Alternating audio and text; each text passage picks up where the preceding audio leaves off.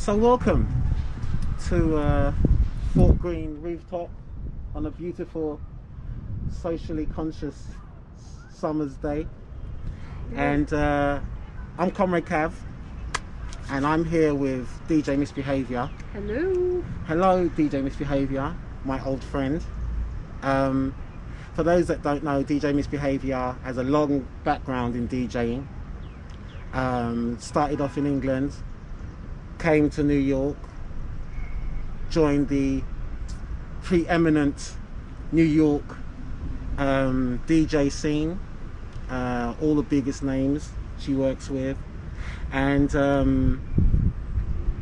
then had some good turns of fortune along the way. Yes. Deserved, actually, earned. Surprising turns. Earned turns of fortune.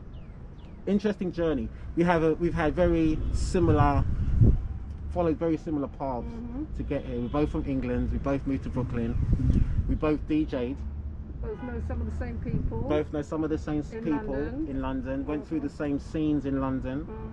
Have the same broad musical tastes. All quality oriented. Quality. Yes. So, MisBehaviour. Yes.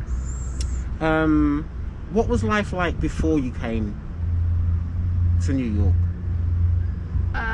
In England. In England, as far as my DJ life. Yes. My DJ life in England was a lot of fun, actually. I mean, I started kind of officially DJing in sort of properly for money and not friends' parties and stuff in Brighton.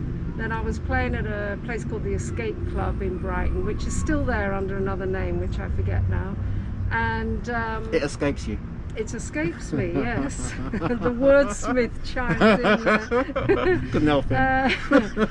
So, I've lost my train of thought. No, I haven't really. So then I kind of realised, because at the time, Brighton, this was sort of late 80s, so Brighton was a real rave place.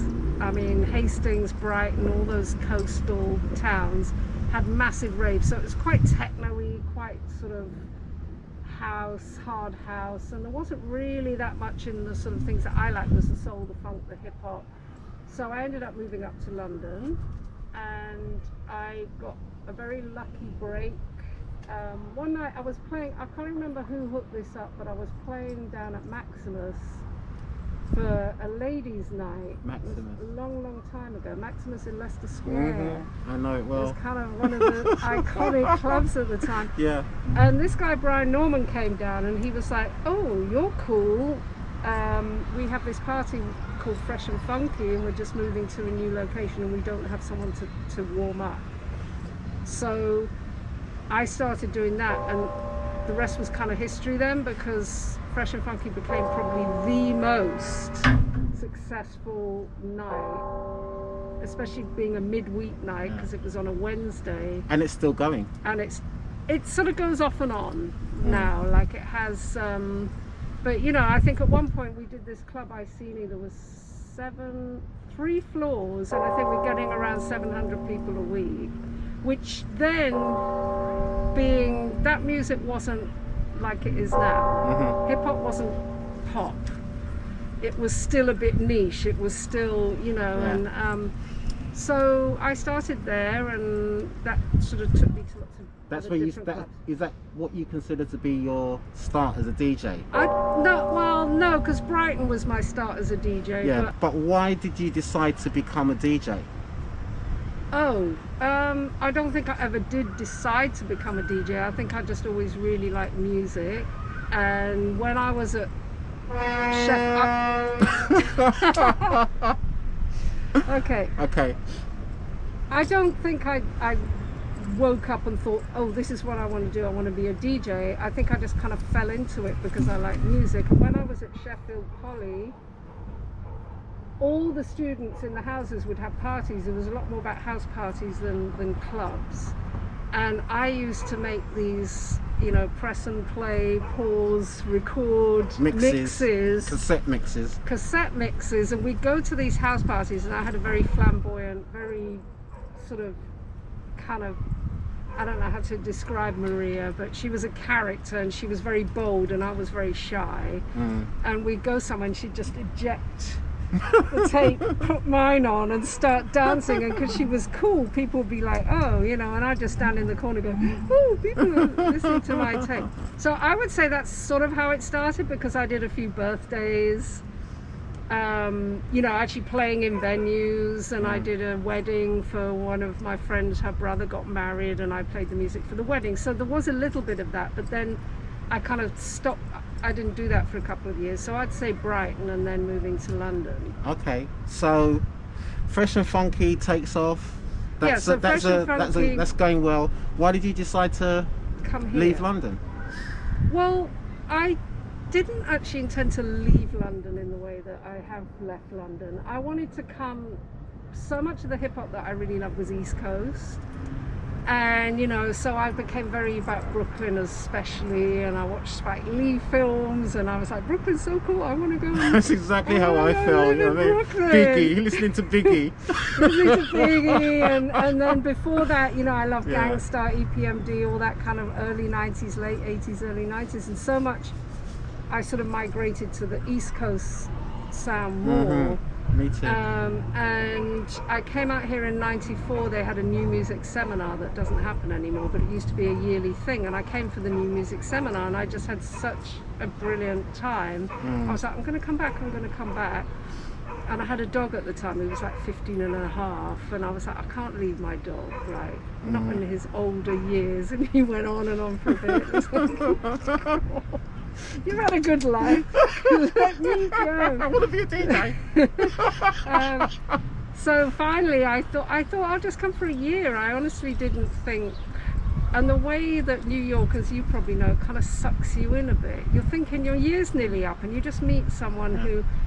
There's another little corner there. I would say Brooklyn sucked me in. Yes. Brooklyn really made me want to stay. Not New York per se. No, you're right. You're right. Although New York's a great city. Yes. But Brooklyn is my part of this city.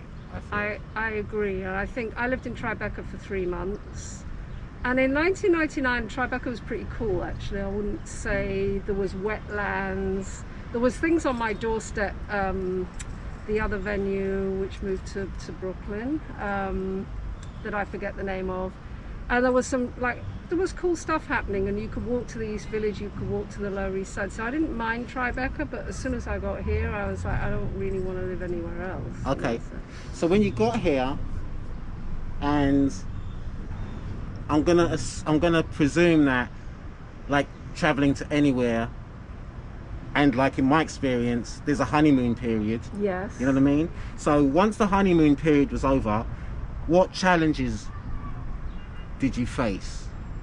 At one point, I think my biggest challenge was not being happy where I lived, and not finding the right kind of living situation, which now I don't think, you end up knowing so many people that now if I needed a place to live, I'd just sort of ask around. But I ended up living with someone who I really didn't like living with. That made me very and then we had to leave our house because the landlady, gentrification was happening, and she sort of made out that there was all this plumbing to do, and then a week later they had new tenants in there. So I had to dodge around a bit, and I really hated that. Were there challenges to actually being a DJ here? Yeah, definitely, because I mean the thing is, New York's really competitive, and again, so much of the things are like who you know, and if you don't, although I think the thing with me is because I'm not sure if it's an Aries thing, but we rush around and, you know, with a bucket on our head, not looking, and being too, the first 3 people I met, all I should have done just followed them around. I probably would have been fine. And that was Spinna, Maseo and Tony Touch. And now those are the keys. Those are some keys to the city. I didn't go to all their things, but it's just that also America, we both speak English, but culturally the way we do business, everything is very different. So, which I'm going to get to in a minute. You get a lot of people who sort of talk the talk here that I would now see they're talking the talk, but I didn't see that at the time because you're taken in by the bravado, I guess. So there was a lot of things where I felt like I made a wrong decision going with these people, you know, just stuff. Finding your feet. Finding your feet and getting to know, you know, because we are both speaking the English language, but it's very different. And in terms of being a female DJ, did that help or hurt? I think it's a real double-edged sword, that, because it can help and hurt. I think that in some ways people have to see you play to put in their head that you really can do this thing. And I remember meeting someone in Central Park. Was one of the first gigs I had, actually, the roller skating. And I'd met this guy. How long did you do that for? This would have been my 20th year if they were up and running. The 20th year in Central Park? It was the first gig I did, was the roller skating in Central Park, because I saw it and I was like, I'd love to do this. I really do think you're one of the hardest working DJs I've ever known. Are you? Am I? Yeah, I do. I really do think that. I think I take some wrong turns that slow me down a bit, but... Yeah, so you were saying about being a female DJ. Well, I think, like, one case in point, I'm chatting to some people and, you know, they introduce, you know, like here we're talking and the guy says to me, what do you do? And I said, I'm a DJ. And he couldn't, what? And I kept saying I'm a DJ, and people around the table go, she's a DJ. And it's sort of, he couldn't equate those two words in the same context that he would if a man had said it.